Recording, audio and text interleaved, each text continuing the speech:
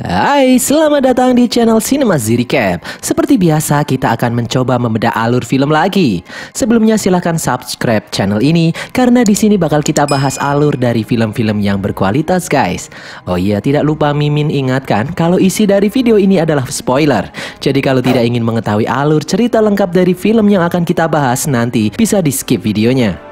Kali ini kita akan membahas sebuah film dengan tema yang agak unik tentang sebuah profesi yang tidak biasa.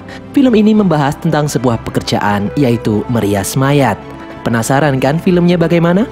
Film yang dirilis pada tahun 2008 ini berjudul Departures atau Okuribito. Film ini disutradarai oleh Yojiro Takita dan dibintangi oleh Masahiro Motoki, Ryoko, Tsutomu Yamasaki, Kimi Koyo, dan beberapa pemain pendukung lainnya. Pasti kalian penasaran kan? Tidak usah berlama-lama lagi, inilah alur lengkap film Departure.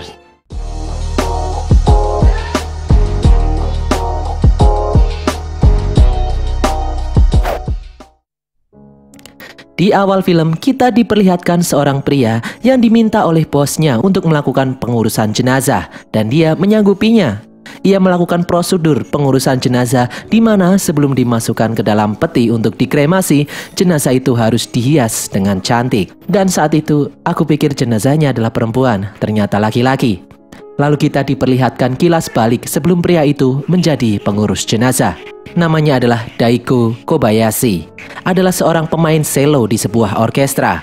Menjadi pemain selo adalah impiannya sejak kecil.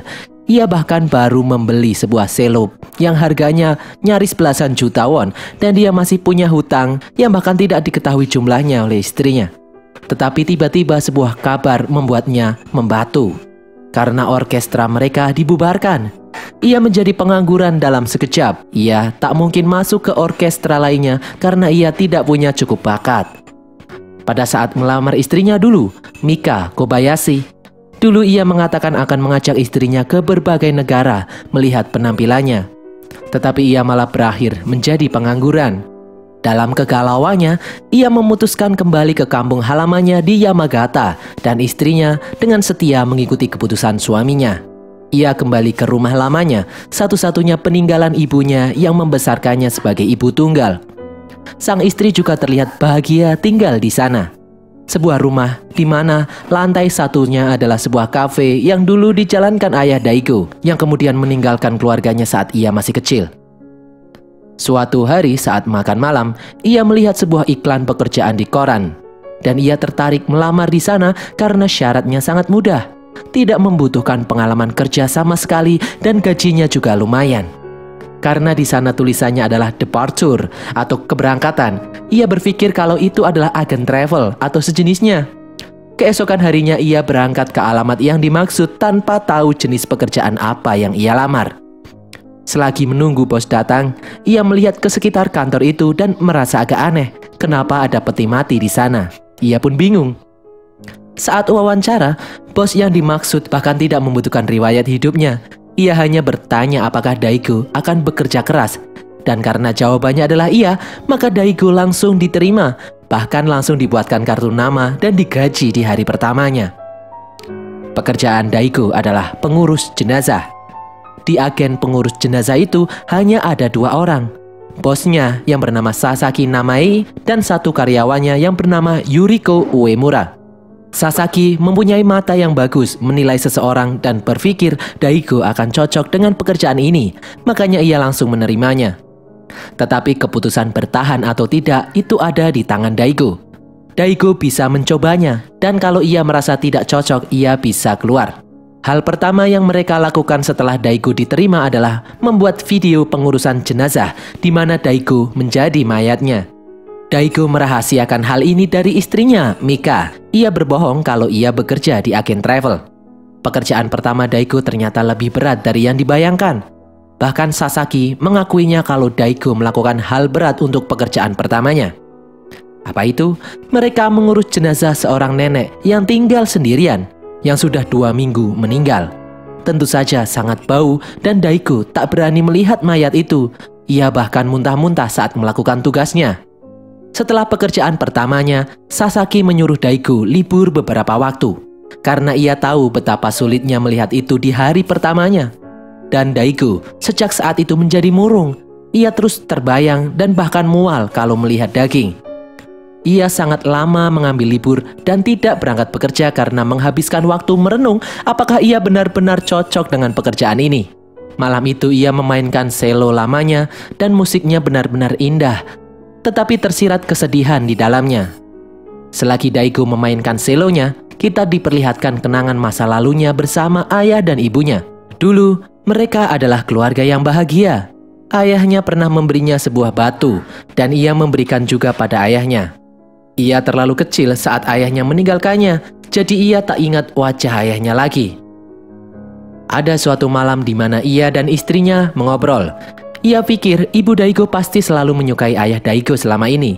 Jika tidak, maka ibunya sudah membuang semua koleksi musik ayah Daegu atau merenovasi kafe mereka. Meski Daegu tidak mempercayai hal itu. Sasaki, bos Daegu, terlihat sangat menyukainya. Jadi, saat ada pekerjaan baru, Sasaki sengaja menjemput Daegu. Dan mereka pun mengurus jenazah di sebuah rumah. Di sini, Daegu hanya melihat Sasaki yang bekerja, mengganti baju jenazah dan membuat jenazahnya cantik dengan meriasnya. Awalnya, karena mereka terlambat, tuan rumah sangatlah marah. Saat jenazah sang istri dihias, sang suami sama sekali tidak meneteskan air mata. Ia terlihat diam tanpa ekspresi, sementara sang cucu terus menangis. Bahkan cucunya tahu lipstik kesayangan neneknya untuk dipakaikan. Tetapi setelah jenazah masuk ke peti, barulah sang suami menangisi istrinya. Sebelum Daegu dan Sasaki pergi, ia berterima kasih kepada mereka berdua. Daegu merasa pekerjaannya dihargai. Sejak saat itu Daegu mulai bisa bekerja sendiri. Kalau mereka mendapat 2 job di saat yang sama, Daegu sudah bisa melakukannya sendirian. Ia bahkan harus berangkat tengah malam untuk pekerjaan itu. Ia sudah terbiasa dan Yuriko bahkan menggodanya. Sepertinya Daegu sudah mulai menyukai pekerjaan ini. Tapi masalah baru dimulai lagi saat desas-desus mengenai pekerjaan Daegu mulai menyebar di desa. Bahkan teman baiknya tidak menyukai pekerjaan Daegu dan meminta Daegu berhenti dari pekerjaan itu. Istri Daegu juga mengetahui pekerjaan Daegu. Ia melihat rekaman video pengurusan jenazah yang dulu direkam Sasaki dan Daegu. Ia ternyata juga sudah mencari tahu semuanya mengenai pekerjaan Daegu. Ia malu pada pekerjaan suaminya dan ingin suaminya bekerja dengan pekerjaan yang normal saja. Ia bahkan tidak mau disentuh karena merasa jijik akan Daegu. Ia mengatakan akan kembali ke rumah ibunya. Daegu bisa menemuinya jika Daegu sudah keluar dari pekerjaannya. Setelah kejadian itu, Daegu masih melakukan pekerjaannya dan bertemu dengan banyak orang dan berbagai reaksi keluarga akan kematian. Ada yang bersikap baik, ada yang bersikap tidak baik. Di sebuah keluarga bahkan mengatakan kalau pekerjaan Daegu adalah pekerjaan rendahan, di mana tidak ada yang mau melakukan pekerjaan itu. Jika bekerja dengan pekerjaan itu, artinya sudah tidak ada pilihan lain. Intinya bagi mereka itu adalah pekerjaan paling rendah. Daegu mendengar hal itu, kembali berpikir ulang untuk melanjutkan pekerjaannya atau tidak. Pada akhirnya ia memutuskan untuk berhenti. Ia ingin memberitahu Sasaki-san akan hal itu. Tetapi keduanya malah mengobrol lama. Dan Sasaki menceritakan bagaimana ia pertama kali terjun ke pekerjaan itu. Bahwa jenazah pertama yang ia urus adalah jenazah istrinya sendiri. Pembicaraan mereka sederhana tetapi dalam. Hal ini membuat Daegu melupakan niat awalnya untuk berhenti. Waktu pun berlalu dan Daegu tidak jadi keluar dari pekerjaannya. Ia terus melakukan pekerjaan itu, meski orang tidak menyukainya. Meski ia dipandang rendah, tapi ia melakukan pekerjaannya dengan tulus. Setidaknya masih ada yang berterima kasih kepada mereka karena melakukan pekerjaan dengan baik. Ia bertemu banyak orang, banyak jenazah dengan kisah yang berbeda-beda. Cara orang memandang mereka juga berbeda-beda. Daegu tidak memiliki teman dan hanya menghabiskan waktu bersama Sasaki dan Yuriko, bahkan saat malam Natal. Kadang Daegu memainkan selonya dan kita diperlihatkan kenangan-kenangan Daegu saat ia melakukan pekerjaannya. Ia mengurus berbagai jenazah dan melihat bagaimana keluarga menghadapi kematian itu. Dari sana kita melihat Daegu berubah menjadi jiwa yang lebih dewasa seiring berjalannya waktu. Suatu hari istrinya kembali ke rumah dengan kabar bahwa ia sedang hamil. Daegu sangat senang mengetahui kabar itu. Tetapi istrinya masih belum menyerah. Ia tetap ingin Daegu berhenti.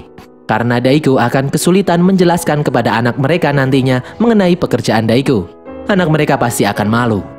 Tetapi Daigo sepertinya memang tidak punya niat untuk berhenti karena ia sudah menemukan tempatnya, dan saat itulah mereka mendengar kabar kalau nenek pemilik pemandian umum meninggal dunia. Sebelumnya sebenarnya kita diajak melihat cerita nenek pemandian umum yang masih terus bekerja mengurus pemandian meski ia sudah tua.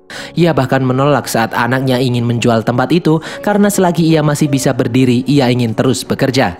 Nenek pemandian itu mengenal Daigo sejak kecil dan putranya adalah teman Daigo yang dulu menyuruh Daigo berhenti dari pekerjaan memalukan itu. Malam itu Daigo membawa istrinya bersamanya ke rumah duka dan ia mengurus jenazah nenek itu sendirian. Ia melakukan pekerjaannya dengan baik dan terlihat terhormat. Di sanalah teman Daigo, anak dari nenek pemilik pemandian umum dan istri Daigo, Mika, melihat langsung bagaimana Daigo bekerja, dan itu bukanlah sebuah pekerjaan memalukan, karena itu adalah pekerjaan yang hanya orang-orang terpilih yang mampu mengerjakannya. Orang itu harus memiliki jiwa yang kuat untuk melakukan pekerjaan itu, dan istrinya pun mulai menerima pekerjaan suaminya. Daigo mengajak Mika ke pinggir sungai dan memberikan sebuah batu kepadanya. Daigo mengatakan dulu orang menggunakan batu tersebut sebagai surat. Kalau batu itu licin artinya dia baik-baik saja, kalau kasar artinya dia sedang gundah. Di akhir film ini kita melihat ayah Daigo. Sebuah surat datang ke rumah menyampaikan kabar kematian ayah Daigo. Tapi Daigo menolak menemuinya karena selama ini ayahnya tidak peduli padanya. Ayahnya kabur dari rumah dengan pelayan kafe miliknya dulu. Dan kenapa lagi Daigo harus menemuinya? Saat itulah kita mendengar kisah lain, Yuriko. Pada awal film, Yuriko pernah mengatakan awal mula ia terjun ke pekerjaan ini adalah karena Sasaki menemukannya saat mengurus jenazah nyonya pemilik bar tempat ia bekerja. Ternyata dulu Yuriko melakukan hal yang sama dengan ayah Daigo, kabur dengan pria lain dan meninggalkan anaknya. Ia selama ini merindukan putranya, tetapi ia tidak bisa menemuinya. Karena itu ia mungkin bisa mengerti perasaan ayah Daigo dan ingin Daigo menemuinya. Meski awalnya menolak, tetapi selama ini Daigo memang selalu memikirkan ayahnya, yang artinya dia merindukan ayahnya. Pada akhirnya Daigo berangkat bersama istrinya, Mika. Ayah Daigo selama ini hidup sendirian, bekerja sebagai nelayan. Tidak ada yang mengurusnya dan bahkan hanya satu buah kotak barang peninggalan ayahnya. Daigo tidak mengerti kenapa dulu ayahnya meninggalkan mereka dan pada akhirnya hanya tersisa satu kotak saja. Ayahnya harusnya bisa menghasilkan lebih banyak lagi. Hari itu Daigo datang sebagai anggota keluarga, bukan pengurus jenazah. Tim pengurus jenazah datang dan mereka sama sekali tidak melakukan seperti yang Daigo biasa lakukan. Tidak ada mengganti pakaian, tidak ada menghias, malah langsung dimasukkan ke peti. Tentu saja Daigo tidak mau. Pada akhirnya, Daigo lah yang melakukan pengurusan jenazah sendiri dan ia sangat kaget saat menemukan tangan ayahnya menggenggam sesuatu. Itu adalah batu yang dulu diberikan Daigo 30 tahun lalu. Batu itu pada akhirnya diwariskan kepada calon bayinya kelak. Dan demikianlah alur film Departures. Film ini temanya memang cukup berat, tetapi jangan khawatir akan ada komedi di sela-sela ceritanya, terutama di awal. Tetapi makin lama kisahnya akan makin serius dan siap-siap berlinang air mata, terutama pada scene terakhir. Semoga kalian terhibur dan jangan lupa follow media sosial Cinemazy Recap. Tinggalkan kritik dan saran kalian di kolom komentar. Dan sampai jumpa di konten kami berikutnya. Bye!